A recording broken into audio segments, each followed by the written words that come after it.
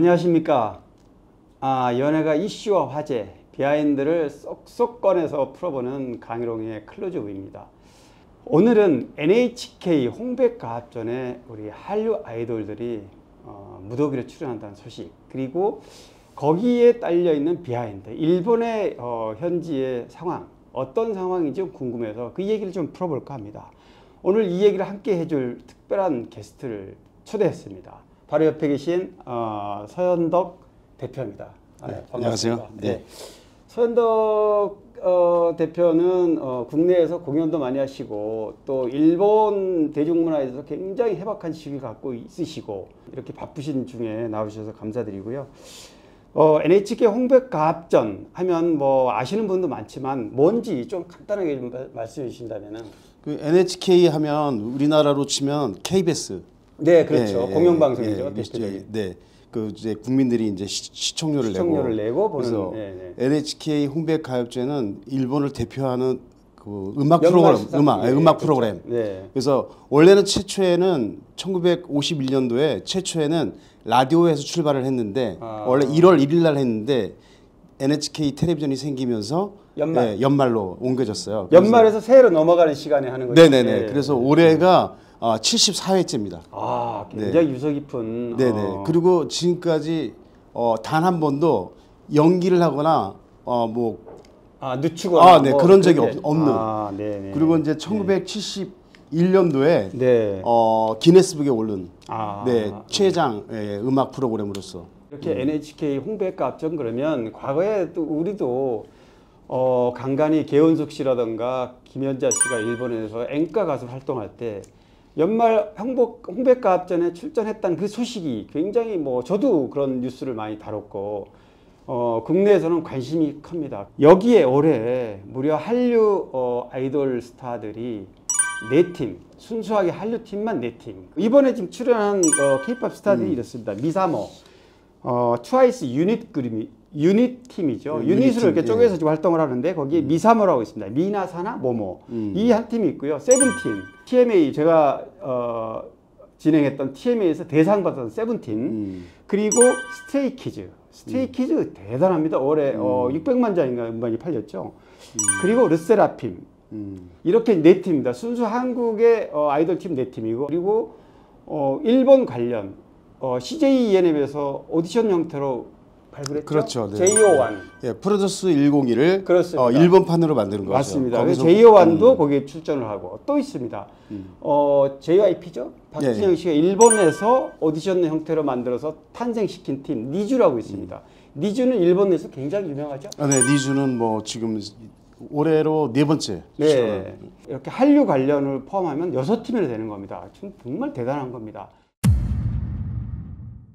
조금 전에 그 홍백가합전 얘기 나왔을 때 왜 한국 가수들이 6팀이나 출연하냐. 일본에서 여론이 좀 들끓었어요. 사실 우리는 어찌 보면 K-팝의 이상, 한류의 이상 때문에 우리는 좋을 수도 있는데 일본 내에서는 조금 또 우울한 부분도 있다고 그러죠. 일본 국민들 입장에서 우리가 외국인이지 않습니까? 그렇죠. 그건 지금 세계적으로 유명한 가수들이 우리나라만 있지 않잖아요. 근데 왜 하필 한국 가수들만 6팀을 출연시키냐. 그리고 우리가 시청료를 내는데 왜 너희들 맘대로 출연을 시키느냐, 이런 약간 그런 반응들이 많이 나왔는데, 그럼에도 불구하고 이번에 NHK 홍백가요제 NHK 제작진들이 그 점에 대해서 많이 고민을 했는데도 불구하고 결국은 NHK의 홍백가요제는 연말에 NHK를 상징하는 프로그램이기 때문에 시청률에 굉장히 흥행에. 그러니까 지금 말씀한 두 가지 양면이 있는 겁니다. 한류 K-팝에 대한 부러움과 시기도 있지만 NHK 홍백가합전의 위상이라든지 명성을 시청률로 담보를 하는 거는 역시 K-팝 스타들이 좀 필요한 거고. 일본의 세븐틴하고 스트레이키즈는 순수 한국 멤버들만 구성돼 있어가지고 이 부분이 지금 약간 문제가 됐었어요. 일본 내에서. 원래는 예전에 동방신기하고 소녀시대하고 카라하고 세 팀이 출연했을 때 지난 얘기지만 데모까지 했었어요. NHK 앞에서. 그래서 NHK 데모 한 180여 명이 데모를 했는데 그래서 한 5년간 한국 가수들이 NHK 무대에 쓰지를 못했어요. 그 이후로 반발 때문에. 그 이후로 트와이스가 쓰면서부터 트와이스 이후로는 일본 멤버가 들어가면 세워주는 거예요. 네, 그렇게 흘러가다가 최근에 이제 완전히 K-팝이 일본에서 정점을 찍으면서 뭐 도쿄돔 콘서트 하면 거의 뭐 오픈하자마자 매진되고 이런 상황이 벌어지니까 대사를 거스를 수는 없는 그렇죠. 거죠. 자니즈의 어떤 공백을 메꿀 수 있는 거를 고민하다가 결국은 결국은 K-팝이 세계적인 가수 아닙니까? 그렇죠. 그러다 보니까 여론이 그럼에도 불구하고 6팀을 대거 출연시키면서 지금 NHK는 연말에 지금 뭐 물론 비상 상태이긴 하지만은 시청률이 어떻게 나올까는 그거는 뚜껑을 열어봐야지 되지만은 저희로서는 굉장히 기회라고 생각하는 거죠. 아까 말씀하신 자니스, 일본 최대 연예 기획사 아닙니까? 자니스가 이제 올해 그 성착취 사건으로 창립자, 뭐 2019년에 세상을 떠나신 분이지만 4년 전에 돌아가신 이제 뒤늦게 그 문제가 올해 불거져가지고 올해 내내 일본에서 시끄러웠던 게 바로 자니스인데. 이 자니스에 대해서 좀 얘기를 좀 잠깐. 그 자니스 문제는 진짜 뭐 할 얘기가 너무너무 많은데 어쨌든 간에 뭐 저기 일반 분들은 잘 모르시니까 조금 설명해 드리면 자니스는 일본 최대의 엔터테인먼트 회사고 남자 멤버들 거기는 거의 남자들 가수하고 탤런트들이 모여 있는 곳인데 자니즈 기타가와 거기 창립자입니다. 자니즈 기타가가 4년 전에 죽었지만 죽은 후에 사후에 그게 영국 BBC 방송국에서 다큐멘터리로 만들어지면서 거기에 성착취 당한 친구가 직접 자기 얼굴을 드러내고서 그걸 발표를 한 거예요. 폭로를 했는데 그동안 잠잠고 있던 뭐 NHK를 포함해서 일본 언론들이 모두 잠잠고 있었는데 진짜 전 세계적으로 알려지면서 그것도 한두 명이 아니라 몇백 명을 엄청나게 많아요. 보니까 저도 최근에 보니까 830명이 피해자 조사를 받았더라고요. 아니 뭐 그중에 가짜도 많아요. 가짜도 많고 뭐 돈을 받기 위해서 돈을 또 목적으로 보상을 해줬기 때문에 팀도 있는데 결론적으로는 이제 자니즈가 없어졌습니다. 이제 해체됐죠. 자니즈 이름조차도 없어지고 명칭을 바꿔서 스마일업으로 바뀌었고요. 스마일업 바뀌었음에도 불구하고 지금 그 일부 탤런트들이나 지금 가수들이 지금 탈퇴를 하고 또 올해 44년 만에 처음으로 홍백가요제 한 팀도 내보낼 수 없는 그런 상황이 되고 그러다 보니까 대안으로 이제 K-팝 가수 물론 뭐 2팀, 3팀은 늘 우리도 출연했지만 작년까지 이렇게 6팀 한류 관련 6팀이 출연한다는 거는 이런 자니즈의 몰락과도 전혀 무관하지 않다. 자니스의 유명한 가수들이 좀 알만한 사람이 누가 있습니까? 스마프. 스마프가 제일 유명하고 스마프도 지금 자니즈에서 아직까지 끈을 놓지 못하고 있는 게 자니즈라고 하면 안 되지 구 자니즈죠. 그렇죠. 스마일업프. 그래서 거기에 메인 얼굴이 기무라 다쿠야가 있는데 지금 기무라 다쿠야를 중심으로 해가지고 어쩌면 이제 스마일업프가 다시 옛날 구 자니즈의 영화를 누리려면 그런 옛날 그 영화를 늘었던 그런 친구들이 다시 모여가지고 뭐 공연을 한다든가 뭔가 중심적인 뭔가 화제가 되는 그런 팀들이 스마일업부에서 뭔가 중심이 돼서 움직여진다면 다시 뭐 옛날처럼 그 자니즈가 부활할 수도 있는 그런 기회가 올지는 모르겠지만 지금은 자니즈가 무너짐으로써 오히려 그 중소기업에 있는 그런 그런 엔터테인먼트 회사들이 기회가 되는 거죠. 기회가 주어지는 거죠. 일본 현지인의 분위기를 그렇게 전달하고 있다는 얘기를 말씀드리고 아까 잠깐 그 일본 관계자와 통화를 하는 걸 제가 봤는데 그게 어떤 얘기죠? 그분 말은? 今ちょっとYouTube 放送なんで、日本で NHK 紅白歌合戦あるでしょ。6人ぐらい出場されて、今韓国の K-POP のなんか人気とかね、それがどのぐらいか。今日2日目なんですけど、もうチケットがほとんども完売されたということで、東京ドームでママをね初めてやる。자니즈가 공백이 되고 해서 그 공백을 메울 수 있는 거를 고민했을 거 아닙니까? 그렇죠. NHK 제작진들이 그러다 보니까 뭐 아까도 여론이 여러 가지가 있었지만 그럼에도 불구하고 대세인 K-팝 가수들을 대거 출연을 시킬 수밖에 없다. 자기들이 지금 뭐 그래도 연말에 제일 그 공들이고 있는 그 프로그램을 살리기 예전에 뭐 처음 시작할 때는 시청률이 80%가 넘었습니다. 말이 안 되죠. 말이 안 되는 시청률인데 전 국민이 거의 대부분을 거의 텔레비 앞에서 지켜본다고 보면 됩니다. 코로나 시기에도 시청률이 40%. 야, 요즘 시기에 작년에 30% 떨어졌어요. 30%도 어마어마하죠. 우리 기준으로 우린 TV에서 아무리 잘 나가는 프로그램도 20% 넘기가 어려운데 지금.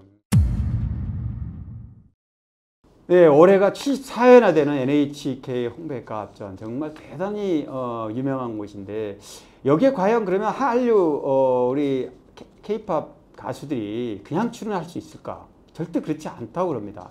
어떤 기준이 있을 것 같은데 그 기준이 또 좀 궁금한데요. 네. 기준이 있어요. 네네. 그 원래 NHK 홍백가합전은 올해의 활약, 그 해의 활약을 네. 제일 좀 활발하게 했던 일본 내에서 활약. 일본 내에서. 그렇죠. 그 다음에 이제 여론의 지지. 인기도를 얘기하는 그렇죠. 거죠. 여론의 지지, 인기가 있어야 되니까. 맞아요. 이런 걸 고려해서 출전을 결정합니다. 그러면 뭐 이 기준이라면 조금 전에 언급했던 뭐 니즈나 제이오와는 당연히 일본 내에서 그렇게 인기가 많고 또 일본 멤버들이고 그러니까 뭐 얼마든지 자격이 되고 또 뭐 트와이스의 유닛 그룹이라던가 스트레이키즈나 세븐틴도 일본에서 어마어마해요. 다 제가 보기에는 충분히 자격이 있는 팀이라고 생각이 됩니다. 지금 세븐틴하고 그다음에 스트레이키즈가 올해 이제 순수 한국인 멤버들로서 최초로 출전을 하는데 출전은 이제 우리 일본은 출전이라 그래요. 우리는 출연이라고 우리는 그러고. 출연. 지금 세븐틴하고 그다음에 스트레이키즈가 올해 이제 순수 한국인 멤버들로서 최초로 출전을 하는데 올해 홍백가요제 13팀이 신인이에요. 처음으로 출연하는 팀이 13팀인데 그중에 세븐틴도 껴있고 스트레이키즈도 들어있는데 세븐틴은 원래 일본에서 예능 프로그램에 출연을 많이 하면서 일본 내에서 인지도가 뭐 순식간에 올라간 팀이고 그 세븐틴 같은 경우는 일본어를 너무 잘하기 때문에 뭐 일본에서 MC를 보잖아요. MC 보는 경우도 있어요. 그럼 MC를 봐도 뭐 이런 대본을 보지 않고도 현장 분위기를 이렇게 올린다든가 이런 면에서 대단한 친구들입니다. 그래 맞아요. 그다음에 스트레이키즈는 얼마 전에 일본에서 NHK 음악 프로그램인데 베뉴 101에서 특집으로 방송을 했어요. 스키즈만? 스트레이키즈를. 스트레이키즈가 거기에 출연함으로써 뭐 그때 SNS 트렌드가 뭐 석권할 정도로 장난이 아니었고 그 인기가 NHK 공헌도가 크다고 공헌도 있죠. 그리고 또 스트레이키즈는 K-팝 역대 가고 최초로 초동 판매 462만 장을 기록한 팀이에요. 일본에서. 그러니까, 일본에서. 뭐 오리콘 차트 1위는 물론이고. 그러니까 일본에서 뭐 그 두 친구가 나와도 그 두 그룹이 나와도 이 정도의 어떤 그런 저력을 갖고 있기 때문에 뭐 아무 소리 못 하는 거죠, 지금. 그거를 저도 뭐 피부로 느끼는 건데 국내에서도 저희 이제 어워즈 우리 더 팩트 어워즈를 하면서 느낀 겁니다. 스트레이키즈하고 세븐틴만큼은 일본에서 얼마나 인기가 있다는 거를 피부로 느낍니다. 그래서 일본에서는 적어도 이 두 팀은 뭐 순수 한국 팀이라 그래도 뭐 언제든지 가서 방송에 활동할 수 있을 만큼 실제로 지금도 그러고 있고. 며칠 전에 일본에서 현지에 다녀온 걸 제가 알고 있는데 거기서 제이오완 공연을 갔다고 그랬는데 혹시 좀 본 소감 좀 알려주시면. 그래서 교세라돔에서 이제 돔 공연을 했는데 거기가 한 5만 석 정도 들어갈 수 있는 크기인데 2회 전부 매진됐고 정말 대단하더군요, 분위기가. 그리고 또 특히 그 카트를 타고 멤버들이 이렇게 이동하는 장면은 굉장히 특이한 연출을 했던데 그런 모습을 저는 국내에서도 못 봤거든요.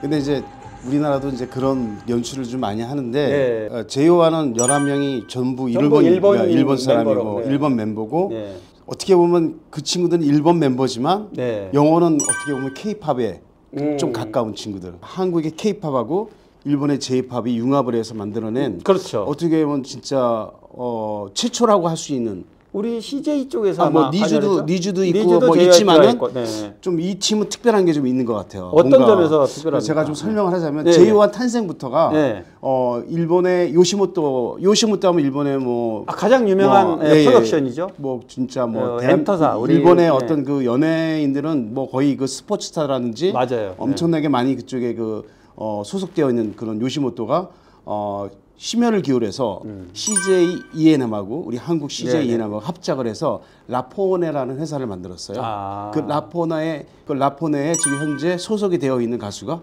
제이오완. 그래서 1호입니까 지금 그 제이오완이? 제이오완이 그 프로듀스 101 재팬에서 첫 번째로 뽑힌 팀입니다. 그 다음에 INI도 있고 또 올해 또 이제 여성 그룹을 또 오디션을 또 준비하고 있고. 근데 이제 이 제이오완 같은 경우는 프로듀스 101 같은 경우는 우리나라의 같은 경우는 뭐 그 심사위원들이나 아니면 또 그 제작진의 어떤 의향에 따라서 좀 선별 과정에 선별하고 약간 그런 게 있지 않습니까? 그렇습니다. 예. 근데 이번에 그 제1 같은 경우는 시청자가 인터넷으로 순수하게 연습생들에게 그 친구들한테 응원을 하는 거죠. 소위 말하면 자기들이 그러니까 순수하게 시청자들의 어떤 투표에 의해서 뽑힌 애들이에요. 취업 활동 중인 대학생, 또 뭐 고등학교 졸업 후에 뭐 대기업에서 일을 하던 사회인, 일반인들이네요. 그러니까 순수하게 다른 그룹에서 뭐 잠깐 활동했던 사람, 이런 친구들이 모였어요. 모이다 보니까 애정이 남들보다 더 들어가는 거예요. 왜냐면 그들하고 같이 성장하는 과정을 팬들이 지켜보면서 그런 거 있잖아요. 부모가 이렇게 자식을 키워가는 그런 성장된 모습. 그렇죠. 전형적인 그런 그 시스템으로 만들어진 팀이라. 그러면 이제 팬덤도 훨씬 애정이 깊어지고. 그 팬클럽 이름이 잼이에요, 잼. 잼. 예, 잼. 예, 잼. 근데 잼이 순수 한국의 어떤 그런 그 노하우, 한국에서의 어떤 앨범 발매라든지 리리스, 한국 앨범 발매라든지 그다음에 홍보 방법 이런 것들이 한국적인 K-pop 쪽에 가깝죠. 그러다 보니까 노하우도 한국의 어떤 그런 그 노하우를 어느 정도 인용을 해서 홍보를 하거나 그런 식으로 리리스를 합니다.